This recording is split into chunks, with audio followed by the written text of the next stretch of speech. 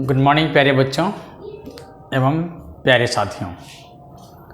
आज class 11th का math की शुभारंभ करने जा रहे हैं।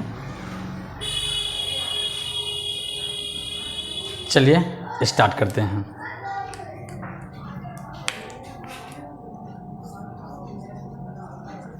क्लास 11th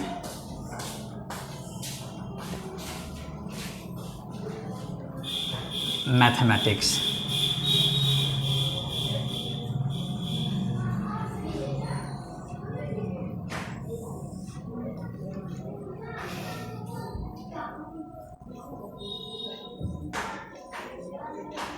शुभारंभ।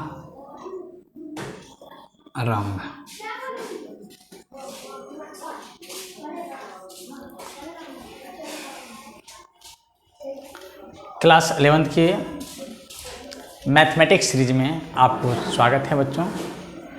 इस सीरीज में हम लोग क्लास 11th के जितने भी चैप्टर हैं सभी चैप्टर को डिस्कस करेंगे और इसके लिए मैं एक प्लेलिस्ट जो कि 11th सीरीज के नाम से होगा, 11th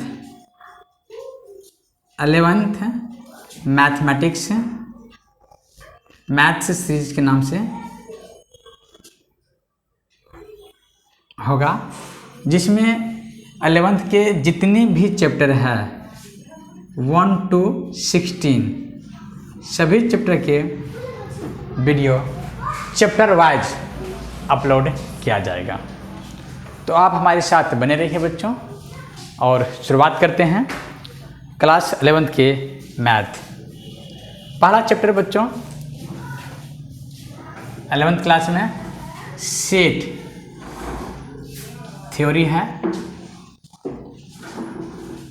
सेट थ्योरी से ही हम लोग स्टार्ट करेंगे क्योंकि सेट थ्योरी 11th के लिए इम्पोर्टेंट तो है ही है, साथ साथ आप 12th क्लास में जो बोर्ड एग्ज़ाम में बैठोगे जिसमें आप नंबर गेन करोगे उसके दृष्टिकोण से भी ये चैप्टर काफ़ी महत्वपूर्ण और इम्पोर्टेंट है।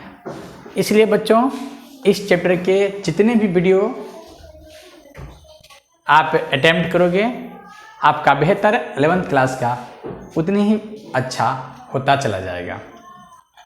और इस चैप्टर का लिंक में ना जो रिलेशन है अगले क्लास से, जैसे 12th क्लास के जो चैप्टर्स है कुछ है, जैसे आपका रिलेशन फंक्शंस हो गए, इन्वर्स ट्रिग्नोमेट्रिकल फंक्शंस हो गए, प्रोबेबिलिटी हो गए, उन सभी चैप्टर से भी इनका रिलेशन डायरेक्टली है।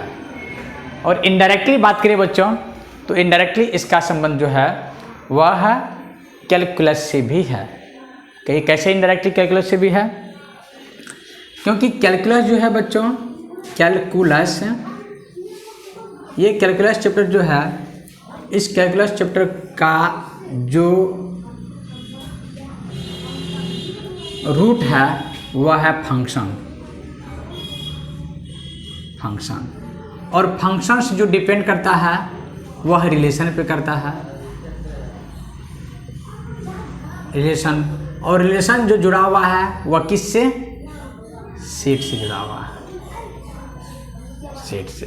तो देखिए फंक्शन से सेट का लिंक है, सेट से फंक्शंस का लिंक है, सेट से रिलेशन का लिंक है, सेट से रिलेशन का लिंक है, रिलेशन का फंक्शन से लिंक है, रिलेशन का फंक्शन से लिंक है, और फंक्शन किससे लिंक किया हुआ है? कैलकुलस से किया हुआ है। इसीलिए आप सेट को कम तजुर्बे देने की गलती न करें, अंडर एस्टिमेट न करें। ये देखने में तो छोटी चैप्टर है, बहुत ही आसान चैप्टर है, लेकिन इसका जो महत्व जो होने वाला है बच्चे आगे चल कर के आपके 12th क्लास में जो वेटेज इसका होने वाला है बहुत ही बेहतर और अच्छे चैप्टर के अंडरस्टैंडिंग में आपको मदद करेगा। इसलिए बच्चों इस चैप्टर को आज हम लोग 11th क्लास में शुरुआत करते हैं। एकदम छोटी से छोटी बातों को लेकर हम चलेंगे, कोई भी बात को हम लोग अंडर एस्टिमेट नहीं करेंगे और बेसिक से बेसिक आपको सरल से सरल भाषाओं में आपको इसकी सारे कंसेप्ट, सारे टॉपिक्स को समझाया जाएगा। चलिए शुरुआत करते हैं।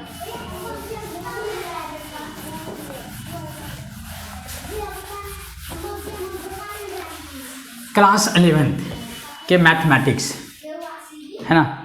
आपको एक बार मैं क्लास 11th में कितने चैप्टर्स पढ़ने हैं, आपको कितने टोटल चैप्टर हैं, उनका एक मैं 11th दर्शन जिसको हम लोग कहते हैं 11th दर्शन आपको हम करवाते हैं। क्लास 11th में बच्चों सबसे पहले आपको जो पढ़ना है वो है सेट थ्योरी। सेट थ्योरी जो कि काफ़ी इम्पोर्टेंट है। इस चैप्टर का जो लिंक जो है बच्चों वह आपका रिलेशन से भी है, रिलेशन नामक टॉपिक से है, और इसका लिंक फंक्शन से भी है, और इसका लिंक जो है बच्चों वह प्रोबेबिलिटी से भी है, और इसका लिंक सीक्वेंस एंड सीरीज से है। इन सभी चैप्टर से डायरेक्ट लिंक है बच्चों। ये आपका 11th में भी है और प्लस 12th में भी है। ये आपका 11th में भी है और ये चैप्टर आपका 12th में भी है। सीक्वेंस एंड सीरीज आपका 11th में ही है, लेकिन कहीं कहीं इसका हम लोग थ्योरम का यूज करते हैं। उसके बाद बच्चों अगर आप देखोगे सेट थ्योरी का जो यूज जो देखोगे इनडायरेक्टली वह क्या कहते हैं कैलकुलस में भी है, कैलकुलस में है, जिसका वेटेज 12th के मैथ में 45% से लेकर के 48% तक इसका वेटेज होता है। ठीक है ना। तो अगर आप सेट थ्योरी की बेहतर ढंग से समझ पाते हैं तो मैं मानता हूँ कि आपका जो कैलकुलस है इसका जो वेटेज देख रहे हैं आप इतना जो भारी भरकम है, इसको आप समझने में काफ़ी हेल्पफुल और बहुत ही आसान तरीके से आप समझ पाओगे। ठीक है ना। तो चलिए, तो ये आपने देखा बच्चों ये सेट थ्योरी के क्या महत्व है, इस महत्व को आपने देखा और इसका अब हम लोग यूज देखते हैं और इसका डेवलपमेंट की थोड़ी सी इंट्रोडक्शन देखते हैं। सबसे पहले बच्चों इसका इंट्रोडक्शन अगर हमको बता दें आपको, इंट्रोडक्शन क्या है, इसका इंट्रोडक्शन देखिए। इंट्रोडक्शन में बच्चों सेट थ्योरी का डेवलपमेंट का जो श्रेय जाता है, टोटल क्रेडिट जो जाता है उसका नाम है जॉर्ज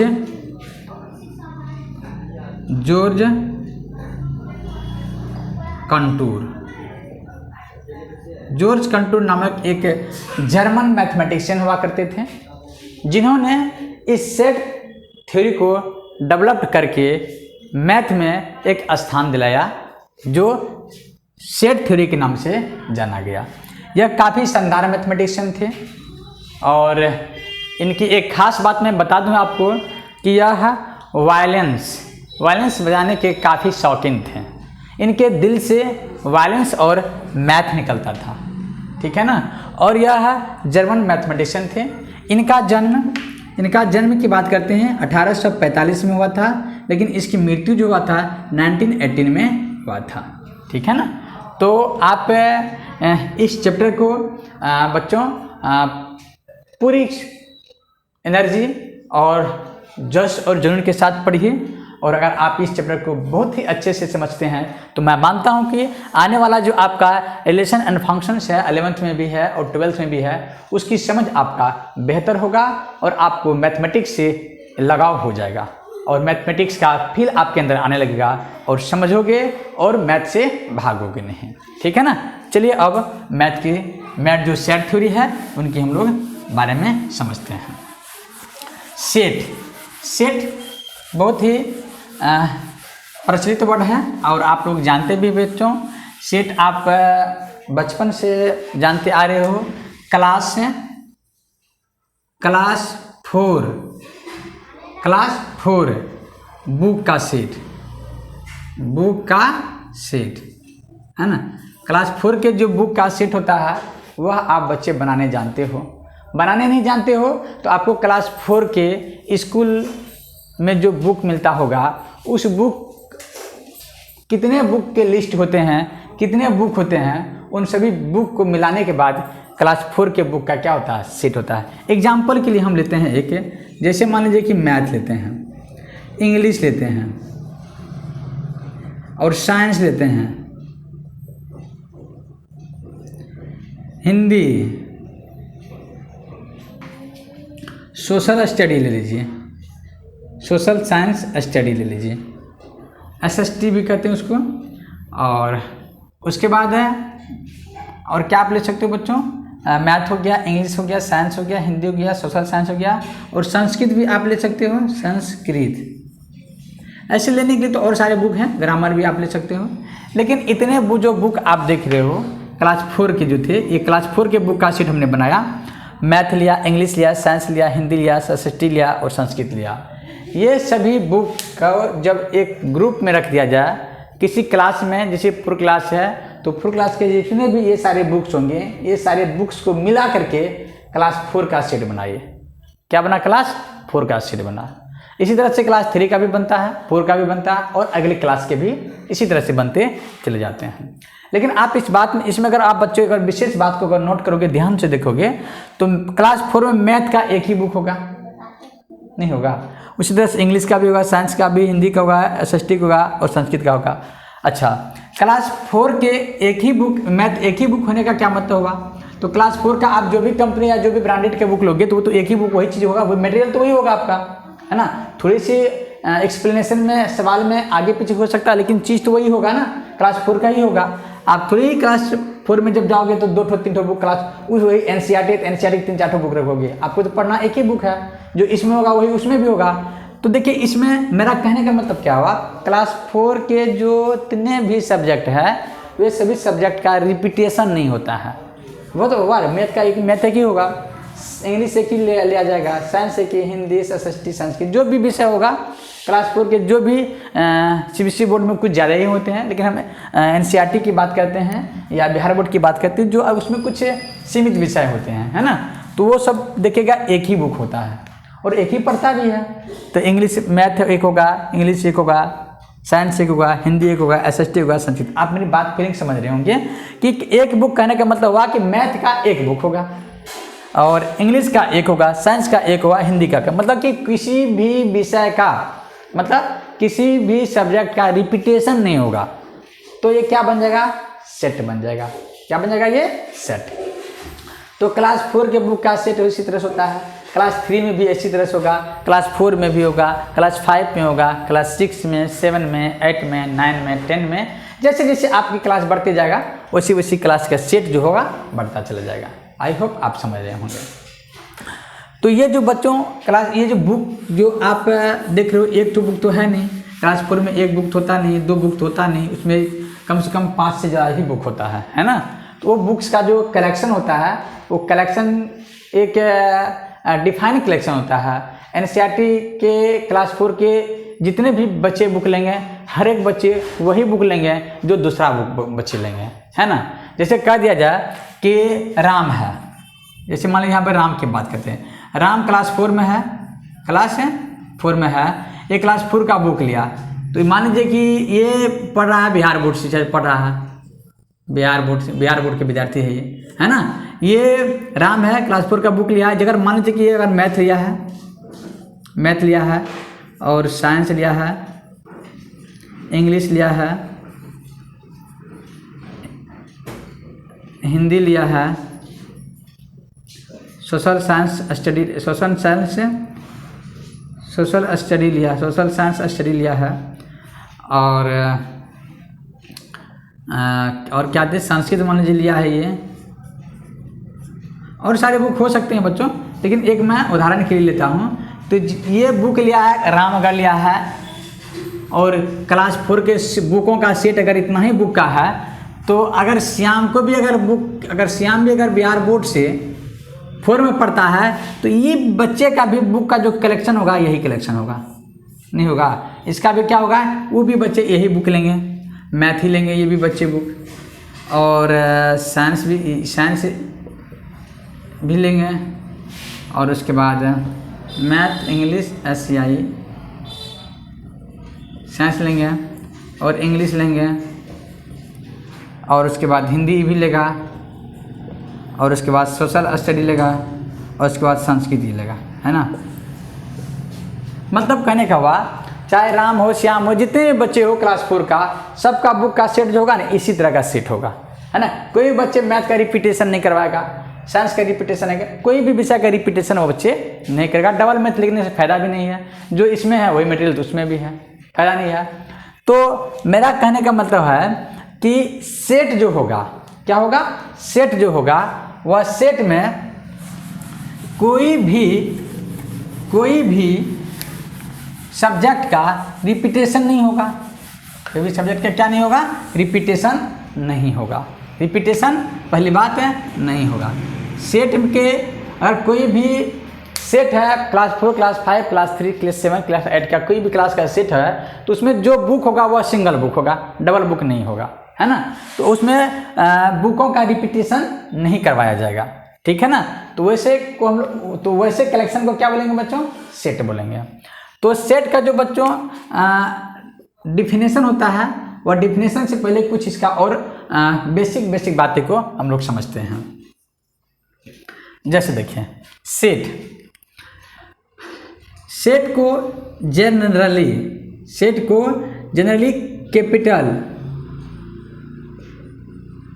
कैपिटल लेटर से डिनोटेट करते हैं। सेट को जनरली कैपिटल लेटर से डिनोट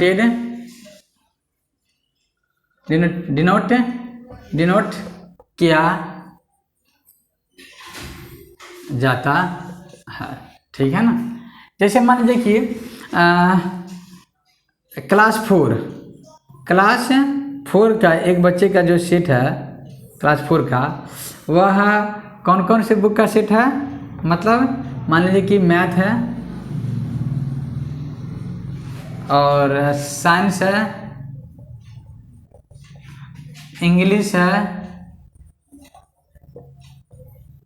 हिंदी है,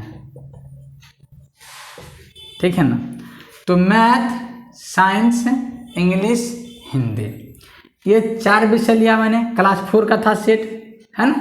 तो क्लास 4 के सेट में कितने विषय लिया, अभी हमने फिलहाल और भी सब्जेक्ट हो सकता है, लेकिन मैंने टॉपिक को समझाने के लिए लिया है, 4 लिया है। तो सभी विषय का नाम लिखा, तो इनको किससे को सेपरेट किया, कोमा से अलग किया मैंने। कोमा से क्या किया मैंने, सेपरेट किया, ठीक है ना। तो कोमा से सेपरेट करने के बाद मेजली ब्रैकेट से क्या कीजिए, अंदर में रख लीजिए। मेजली ब्रैकेट के क्या कीजिए, अंदर में रख लीजिए, और यहाँ पर इक्वल के साइन दे दीजिए। तो क्लास 4 का जो सेट है, इस क्लास 4 के सेट में कौन कौन बुक आया बच्चों, मैथ से आया, साइंस आया, इंग्लिश आया, हिंदी आया, और विषय अगर आपको लेने का मन है तो ले सकते हैं। हमने 4 विषय का इसमें शामिल किया है, ठीक है ना। तो क्लास 4 के इन 4 के जो 4 विषय लिया, इस मझली ब्रैकेट में जो बंद कर देते हैं, किस ब्रैकेट में, मझली ब्रैकेट, या इसे कर्ली ब्रैकेट भी कहते हैं, CURLY, कर्ली ब्रैकेट भी कहते हैं। जब कर्ली ब्रैकेट में इसको बंद करते हैं, तो कर्ली ब्रैकेट के बंद करने के बाद जो इसके अंदर में जैसे मैथ हो गया, साइंस हो गया, इंग्लिश हो गया, और आपका क्या हो गया, हिंदी हो गया। तो ये सब का सब जो है बच्चों, तो इसका नाम एक स्पेशल रखा जाएगा। इस स्पेशल नाम को कहते हैं एलिमेंट। क्या कहते हैं, एलिमेंट। अगर पूछे हम कि इस सेट में, क्लास 4 के इस सेट में अभी जो वर्तमान में बनाए हैं, कितने बुक्स हैं, क्या बोलेंगे, 1 बुक, 2 बुक, 3 बुक, 4 बुक। तो 4 बुक का कौन कौन बुक है, मैथ्स है, साइंस है, इंग्लिश है, हिंदी है। तो कहने का मतलब हुआ कि क्लास 4 में का जो सेट बना है, ये सेट, इस सेट में कितने एलिमेंट है, तो आप क्या कहोगे, 4 एलिमेंट है। जितने बुक्स, जितने सब्जेक्ट है, वो सब्जेक्ट क्या कहलाया, इसका एलिमेंट कहलाया। किसका एलिमेंट कहलाया, क्लास 4 का एलिमेंट कहलाया। तो क्लास 4 के जो सब्जेक्ट होगा वह सब्जेक्ट उस क्लास के एलिमेंट कहलाएंगे। याद हो गया बच्चों आपको? एलिमेंट किसे कहेंगे? चाहे क्लास 4 हो, 5 हो, 6 हो, 7 हो, 8 हो, 9 हो, 10 हो, 11 हो, 12 हो, जो भी क्लास हो, उस क्लास में जितने भी सब्जेक्ट का ग्रुप होगा, संग्रह होगा, वे सभी सब्जेक्ट को एलिमेंट कहेंगे और उसको एक कर्ली ब्रैकेट में उन सभी सब्जेक्टों को बंद कर देंगे, वह क्या बन जाएगा? सेट बन जाएगा। तो सेट आपको समझ में आ गया होगा कि सेट हम लोग कैसे बनाते हैं। तो जैसे इसके क्लास 4 के जगह पर हम मान लेते हैं कि क्लास 4 को इतना लिखना थोड़ा इसको आसान के लिए हम मान लेते हैं कि ये सेट ए है। क्लास 4 को हम ए मान लिए, तो ए बराबर हम क्या लिखेंगे? मैथ है यहाँ पर तो मैथ एम ले लेते हैं, साइंस है यहाँ पर एस ले लीजिए, इंग्लिश है यहाँ पर ई ले लीजिए, एक्स हिंदी, और उसको कर्ली ब्रैकेट से बंद किए। तो क्लास 4 को किससे इंडिकेट किए? हम ए से इंडिकेट किए। और इसके अंदर में जो एलिमेंट था उस एलिमेंट को स्मॉल एम, अच्छा स्मॉल एस से भी आप लिख सकते हैं, अच्छा स्मॉल ए से भी आप इसको दिखा सकते हैं, इसको स्मॉल एच से भी आप दिखा सकते हैं। ये कोई हार्ड एंड फास्ट रूल नहीं है कि आप स्मॉल से ही दिखाइए, लेकिन सामान्यतः जनरली सेट के क्लास 4 क्लास 5 जो भी क्लास के सेट हो, सेट को कैपिटल लेटर से दिखाते हैं और कर्ली ब्रैकेट के अंदर में जो लेटर लिखा जाता है वह जनरली स्मॉल लेटर में लिखा जाता है। इसलिए हमने बच्चों मैथ को स्मॉल एम से लिखा, साइंस को स्मॉल एस, इंग्लिश को स्मॉल ए, हिंदी को स्मॉल ए। आप कैपिटल भी लिख सकते हो, कोई दिक्कत नहीं, लेकिन सामान्यतः जनरली कर्ली ब्रैकेट के अंदर में जो लेटर लिखा जाएगा वह स्मॉल में लिखा जाएगा। अगर आपको नाम लिखना है, राम, श्याम, राधा, मोहन, कृष्ण लिखना है, तो आप कैपिटल से शुरू कीजिए और उसके बाद स्मॉल लेटर लिखिए, कोई दिक्कत नहीं है। हमने केवल एम लिया तो एम स्मॉल लिखा, एस लिया तो स्मॉल लिखा, ई लिया तो स्मॉल, एच लिया तो स्मॉल लिखा मैंने। आई होप आपको सेट कैसे लिखा जाता है वो आपको समझ में आ गया होगा। तो सेट जो होता है बच्चों, सेट जो होता है, सेट वह किस किस चीज़ से बनता है? सबसे पहली बात उसके लिए क्या होना चाहिए? कर्ली ब्रैकेट होना चाहिए। इस कर्ली ब्रैकेट के अंदर में आप नंबर भी लिख सकते हो, नंबर हो सकता है, इस कर्ली ब्रैकेट में लेटर हो सकता है, इस कर्ली ब्रैकेट में के अंदर में वर्ड हो सकता है ना। तो ये तीनों चीज़ हो सकता है, या इस कर्ली ब्रैकेट के अंदर में कोई सिंबल भी हो सकता है, कोई सिंबल भी हो सकता है ना, कोई सिंबल भी हो सकता है। चाहे ये चारों सेपरेट हो, चाहे चारों एक ही साथ हो। एग्जाम्पल के लिए हम लिखते हैं, एक हम सेट लिखते हैं, जैसे मान लीजिए कि ए है, बी है, 1 2, राम, राधा, अच्छा राम में है तो राधा नहीं लिखिए, सीता लिखिए, सीता। अच्छा इसमें देखिए लेटर भी आया, नंबर भी आया, वर्ड भी यहाँ पर आया है। अब इसमें हम कोई सिंबल लेते हैं, अल्फा, बीटा, ऐसे हम बंद कर देते हैं। तो अब इसका कुछ नाम दीजिए आप, मान लीजिए इसका इस सेट का नाम देते हैं बी। तो बी एक मेरा सेट हुआ, जिस सेट में ए है, बी है, 1 है, 2 है, ये सारे के सारे क्या है? नंबर, अल्फ़ाबेट, वर्ड और सिंबल है। तो इन सभी नंबर, वर्ड, अल्फ़ाबेट, सिंबल को इनको बोलते हैं बच्चों क्या? एलिमेंट बोलते हैं, ठीक है ना। एलिमेंट को मेंबर भी कहते हैं,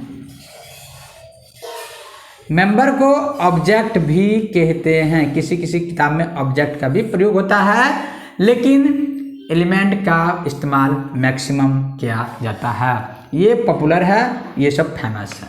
आई होप आपको समझ में आया होगा कि एलिमेंट किसे कहेंगे, अच्छा, और सेट किसे कहेंगे, मेंबर किससे कहेंगे, ऑब्जेक्ट किससे कहेंगे, मेंबर के है, एलिमेंट के है या ऑब्जेक्ट के, ये सभी एक ही बात है, एक ही नाम का माया है। आई होप आपको एलिमेंट समझ में आया होगा।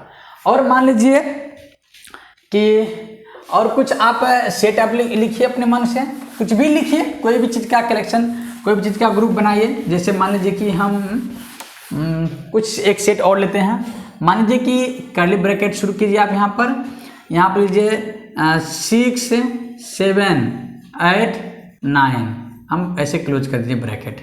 ये मान लीजिए कि इस नाम से P, तो P एक सेट हुआ, जिस सेट के अंदर P एक सेट है, जिस सेट में कौन कौन एलिमेंट है, 3 6 है, 7 है, 8 है, 9 है, ये सब क्या है, एलिमेंट हो गया इसका, ठीक है ना।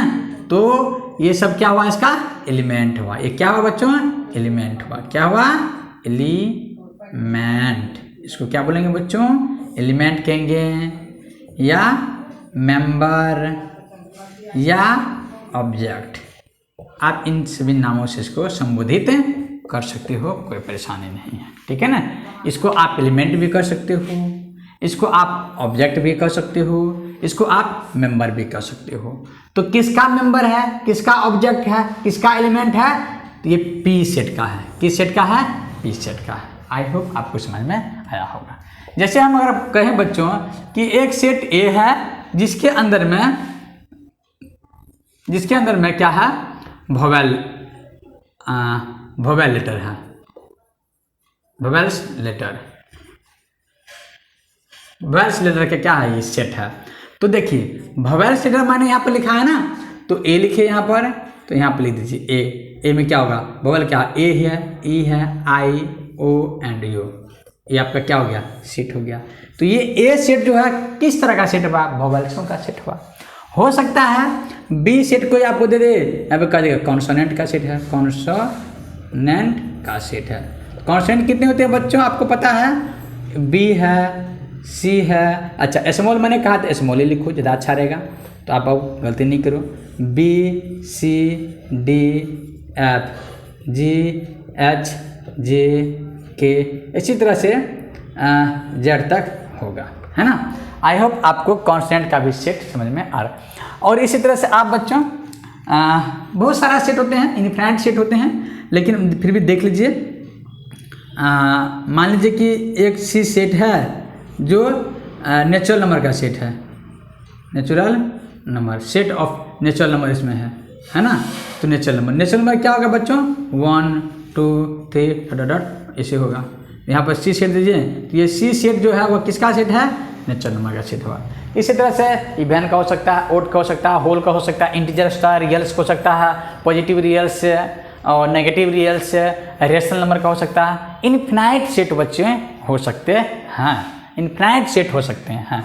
एक हम आपको एग्जाम्पल से समझाने की कोशिश किया कि सेट को किस तरह से रिप्रेजेंट करते हैं और सेट को रिप्रेजेंट करने के लिए किन किन चीज़ों का ज़रूरत पड़ता है।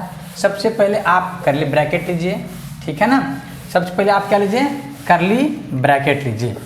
कर्ली ब्रैकेट के अंदर में आप जो मन आपका आता है वो आप लिख दो, है ना, और उसका नाम कोई भी कैपिटल लेटर से रख दो। This is a set. मान लीजिए कि हमने कोई सेट ए लिया, इसके अंदर कुछ भी रख दीजिए, कुछ भी हम कुछ भी रखते हैं, x² + 1, 2, 3 अल्फा, बीटा, यहाँ पर राम लिख दीजिए। This is a set. ये क्या बन गया आपका, सेट बन गया। कुछ भी लिख दीजिए, दिस इज ए सेट। बस इतनी बात आपको याद रखना है कि जो एलिमेंट, जो नंबर आप लिख रहे हैं वो नंबर दोबारा ना लिखा जाए। जैसे मैंने x² + 1 लिखा, x² + मैंने 1 लिखा और 2 लिखा, 3 लिखा, अल्फा लिखा, बीटा लिखा, राम लिखा, कोई भी तो कोई रिपीट नहीं हुआ है, कोई रिपीट नहीं हुआ है। रिपीट नहीं होनी चाहिए, रिपीटेशन नहीं होनी चाहिए। अगर रिपीटेशन हो जाएगा तो वो सेट तो बच्चे नहीं होगा, वो सेट नहीं होगा, ठीक है ना। तो ये क्या हो गया आपका का सेट हो गया। तो ये आपका कर्ली ब्रैकेट हुआ, इसके अंदर में जो मन है आप लिख दीजिए, लेकिन एलिमेंट का रिपीटेशन नहीं कीजिए आप, ठीक है ना। This is a set. एक बात से और आप डरिए नहीं, ध्यान में रखिए एक बात को और आप ध्यान में रखिए। कौन सी बात को ध्यान में रखेंगे, ध्यान दीजिए।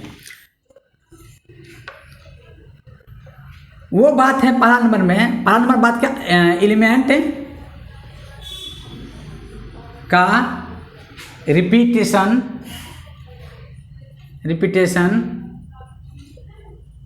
नहीं होना चाहिए, ठीक है। दूसरा बात,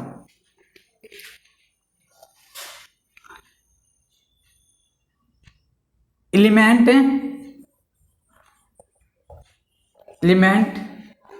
सुपरिभाषित हो,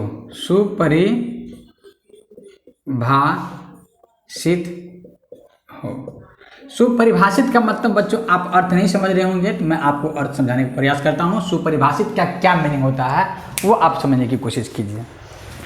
मान लीजिए कि दो लड़का है, यहाँ पर है राम और यहाँ पर है श्याम। हमने दोनों से कहा कि बच्चों आप वोवेल लेटर का सेट बनाइए। तो क्या क्या सर सेट ए मान लीजिए हम, इसमें ए आई ओ यू, बहुत अच्छा। श्याम को भी मैंने कहा और मैंने दोनों से ऐसा कहा कि एक दूसरे का नकल ना करे और दूसरे का देखे नहीं। तो इसको भी मैंने कहा आप एक भी सेट बनाइए। ये भी मान लीजिए सेट ए है और इसको ये भी कहा कि सर वोवेल का बोले हैं, तो वोवेल क्या होगा, ए आई ओ यू। तो देखो अगर आप दोनों का कॉपी जमा करोगे ना, तो दोनों का डिक्टो आपको वोवेल का ही इसी तरह का सेट मिलेगा, आपको दोनों में यही नंबर मिलेगा। चाहे यहाँ पर वो बी क्यों ना लिख दिया हो, तो बी लिख दिया तो खुश होने की जरूरत नहीं है कि ये अलग सेट हो गया। This is a same set, अलग अलग सेट नहीं है। नाम हालांकि अलग हुआ है, उसके अंदर का जो एलिमेंट है ना वो एक ही है, ठीक है ना। ये क्या हो गया, आपका सेट हो गया, ये भी आपका सेट हो गया। हम फिर राम से मैंने कहा कि प्यारे बच्चों आप अपने पसंदीदार सबसे बढ़िया खिलाड़ी, आप इंडिया के जो सबसे बढ़िया बैट्समैन है, 3 बैट्समैन का आप नाम लिख के बताइए। सबसे बढ़िया बैट्समैन है ना, अच्छा बैट्समैन का नाम लिख के दिखाइए, 3 तो अच्छा बैट्समैन नाम। हो सकता है राम को रोहित शर्मा अच्छा लगा, रोहित का नाम लिखा होगा, विराट कोहली का नाम लिखा होगा, हो सकता है वो पांड्या का नाम लिखा होगा, पांड्या, ठीक है ना। चलिए अब फिर वही बात मैंने कहा कि आप भी हमें 3 गो एकदम बेस्ट प्लेयर्स के नाम लिख के दिखाइए जो अच्छा बैटिंग करता हो सकता है उनका मन में आया होगा धोनी, ठीक है, वो कहा होगा धोनी उसको पसंद होगा। और उसके बाद सौरभ गांगुली, सौरभ,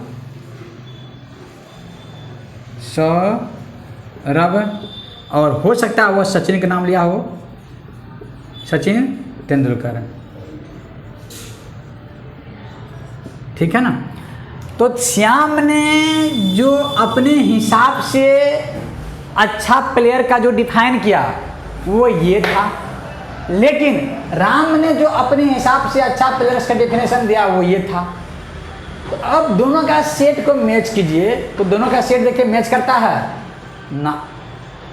क्वेश्चन तो मैंने एक ही दिया दोनों को कि इंडिया के 3 अच्छे प्लेयर्स का आप लिस्ट बनाइए। तो ये लिस्ट जो बनाया 3 का श्याम, ये अलग हो गया, और ये जो लिस्ट बनाया 3 प्लेयर्स के क्या हो गया, अलग हो गया। तो दोनों का देखिए सेपरेट हो गया। तो ये जो सेपरेट जो हुआ ना, ये दोनों सेपरेट, ये दोनों सेपरेट नहीं होनी चाहिए, सेट में दोनों सेपरेट नहीं होनी चाहिए। तो दिस इज ए नॉट सुपरिभाषित, इसको आप सुपरिभाषित नहीं कहोगे, इस क्वेश्चन को आप सुपरिभाषित क्वेश्चन से नहीं कहोगे। क्यों नहीं कहोगे, क्योंकि देखो क्वेश्चन तो आपने दोनों को सेम ही दिया, लेकिन दोनों अपने अपने हिसाब से प्लेयर्स का नाम सेलेक्ट किया।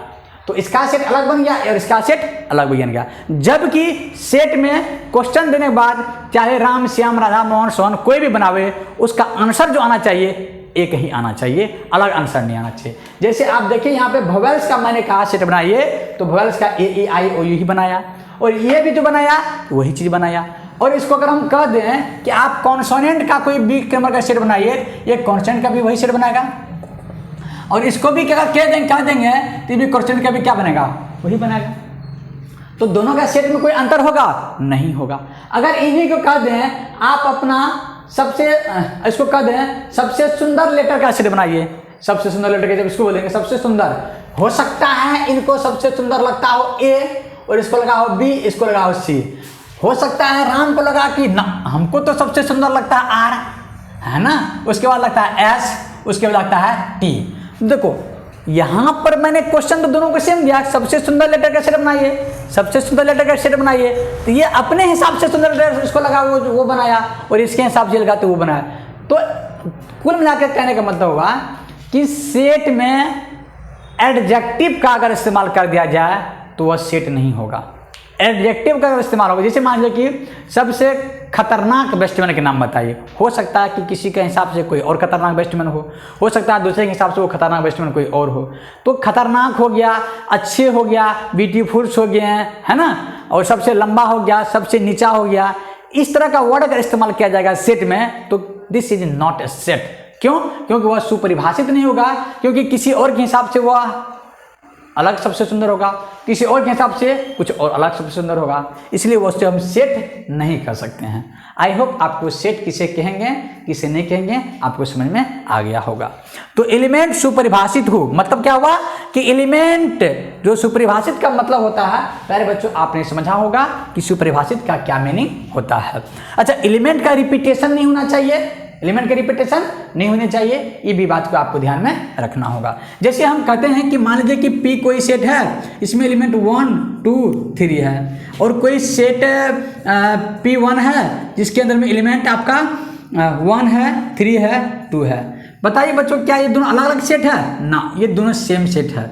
ये P1 और P और P1 क्या हो गया? सेम सेट होगा। याद रखिए सेट के अंदर में जो एलिमेंट होगा, जैसे सेट ए के अंदर में जो एलिमेंट है 1 2 3 है, इस सेट 1 जो है इसमें भी 1 3 2 है, तो ये खुश होने की जरूरत नहीं कि अलग सेट लिख दिया, सेट है यही। सेट के जो एलिमेंट होंगे, एलिमेंट के ऑर्डर मतलब स्थान का हेर फेर करने से नया सेट नहीं होता है, वह सेट वही होता है ना।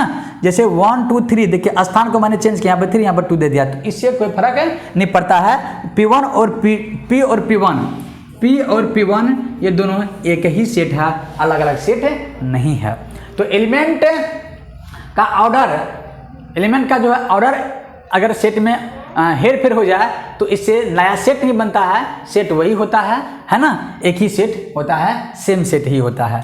तो P और P1 दोनों क्या है? सेम सेट है, कोई अलग अलग सेट नहीं है। आई होप आपको बच्चों ये भी समझ में आया होगा कि सेट के एलिमेंट का ऑर्डर को हेर फेर करने से नया सेट नहीं होता है, वही सेट सेम का सेम सेट ही होता है।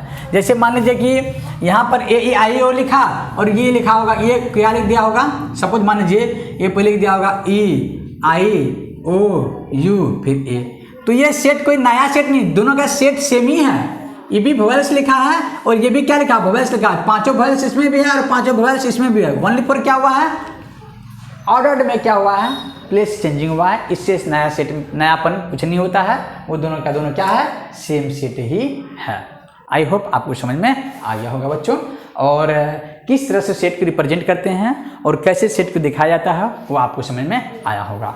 हम बच्चों बेसिक टू एडवांस 0 से लेवल से लेकर के हीरो लेवल्स तक आपको हम पहुंचाएंगे और आप हमारे क्लास में बने रहिए और आपको बेहतर अनुभव हमारे क्लास में मिलेगा। चलिए कुछ और सारे बात, सिंबल्स कुछ है बच्चों, उनको आपको याद रखना है। सिंबल है ना, वो सिंबल अगर आप याद रखते हैं तो आपको बेहतर होगा आपको समझने में। जैसे देखिए अगर आप बताए थे कि कैपिटल ए कैपिटल लेटर से सेट को डिनोट किया जाता है। अच्छा, स्मॉल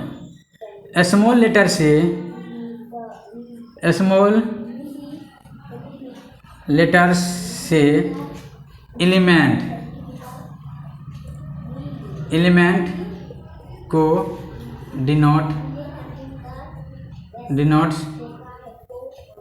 किया जाता है। ठीक है ना।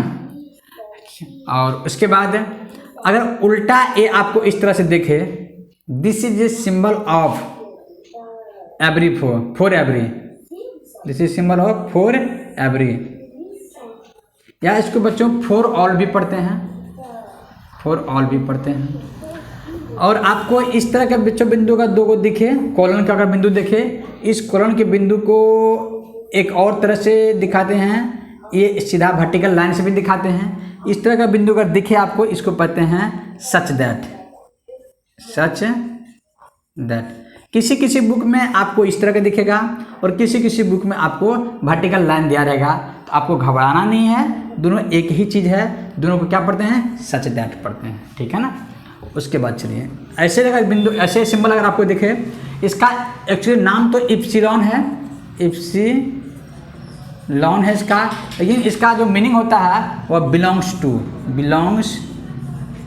टू इसका पढ़ा जाता है। ठीक है ना। चलिए,